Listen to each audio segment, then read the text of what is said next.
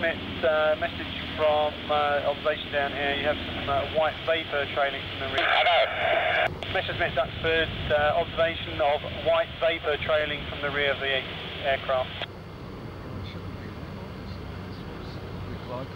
Messerschmitt BF-109, which is this the next way? Is it this? Yeah, way? this one here. I mean, it's a contemporary of that. It's just design is much more advanced, radically so. So you've dispensed with the biplane. It's a G, so it's a later model, but it's still a 109. 109 round was the Spanish Civil War. Yeah. So what this was in the Spanish Civil War? No, because they had the Merlin engines in the Spanish, didn't they? Or?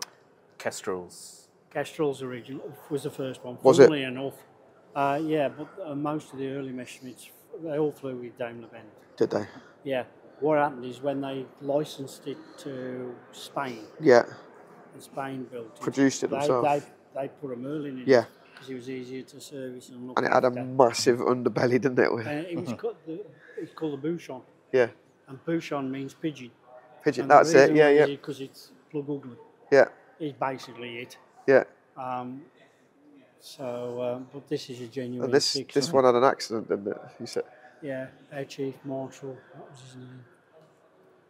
Stuck it in the field at Duxford. It's on the internet if you want to watch it. We'll put a link to that. So we're not talk badly about any no, higher ups, and we'll cut that out in the end. Feel free. But it's on the internet and it ain't exactly not known.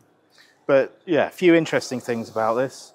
That engine is effectively upside down compared to how the British would put it in. Yeah. So all of the cylinders in V configuration, they're coming out that way. Yeah. It'd be flipped on its end if it was a British aircraft. Yeah. That means where you've got these exhaust stubs, I'll just step over. These exhaust stubs here, they're much lower down than they would be, for instance, in a Spitfire, as you can see just behind there. Yeah, at the top. Yeah. Yeah, so that's got a number of advantages. They're not blocking the view as much, but also at night, these things often glow. They get hot as well, and that can dazzle the pilot, kick off a lot of... And were these fuel injected? Yes. So they could invert for a certain amount of time or not? The Spitfire could invert. Because it had a like a shut-off, like a ball float valve, didn't it, or whatever they were called? Well, it's like a car, you know, in a car carburetor, you got a float. Yeah. What happens when it went upstairs, upside down and went negative G, it starved the engine. Yeah. So there was a lady called Miss Schilling who came and worked for the government, and she's a very clever lady. Yeah. And she designed it. Was basically a sized orifice for it, and she went round fitting them into the float chambers on the. And it didn't completely cure it. It meant that you could fly inverted for a certain amount of time. For a longer time. Yeah. And you know, that was always... Get the Mercedes-Benz logo in on that, because that's...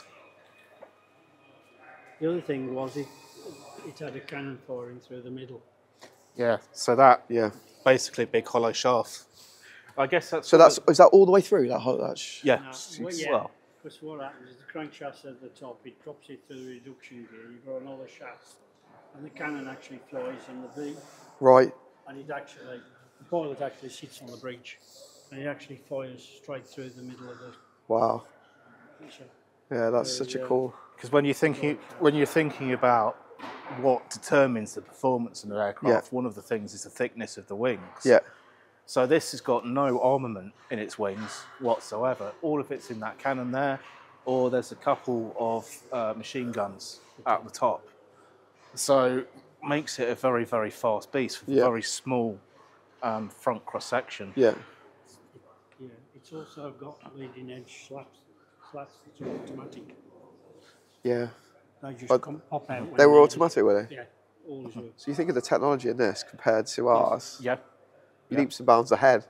There are problems with it as well. So for ease of moving these things around, they spec'd it so that the undercarriage connects here, which means you take this wing off, you can still wheel it around. Okay. Means you can get that onto a railway carriage. You can ship it near to the front where it needs to be. Yeah. Problem with that is that this track is very narrow there, which means that it can tip quite easily on takeoff, landing, Hence ground why handling. the wing commander stacked it. No. The reason why it was stacked was it had his blade started streaming, and it looked like fluid was escaping from the back, Okay. and he hadn't set the radiators right. Right. Okay. So it was starting to cook, and he put it down quickly, and he just went all the way down the wrong way, went over the motorway. Did it just dig into the ground? Did it? No, Or- what happened was he landed, he couldn't stop it. Went down the wrong way to the end. He pulled up, it went over the M11 or whatever it is, Yeah. right, into a ploughed field the other side, and from this side you just saw the tail go over the top, and he was upside down in it. Wow. He owned up to it, he was very honest about it. You know. And as such, I think it was said no more. It had already flown 2 seasons more than it had been programmed. Yeah. Okay. Yeah. And so it was rebuilt almost to airworthy standard. It's about as close to exhibit we got that's airworthy, isn't it? Yeah. It's Should say. lovely that they're preserved, but it's such a shame they're not flying, isn't it? Yeah. Yes, but the thing about that, I mean, it's a bit too perfect. Yeah. We love, I mean, I don't know what Tom's probably got a different idea to me. My idea is they should look like they're still in service. Yeah.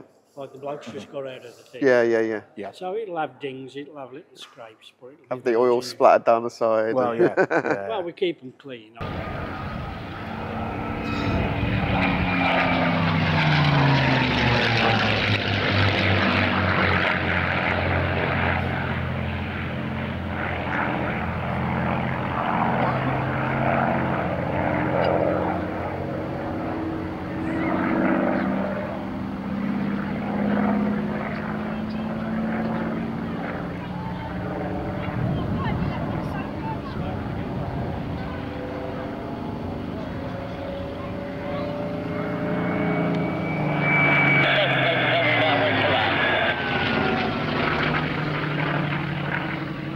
Messerschmitt, Roger, land your discretion, surface wind is 320 at 5 knots.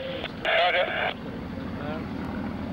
Messerschmitt, message from observation down here, you have some white vapour trailing from the rear. Hello.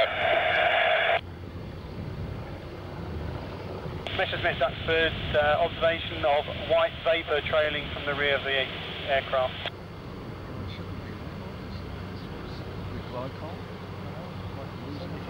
I have your message.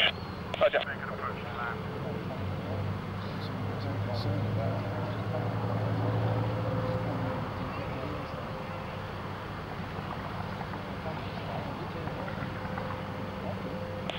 Wind check 3405 knots.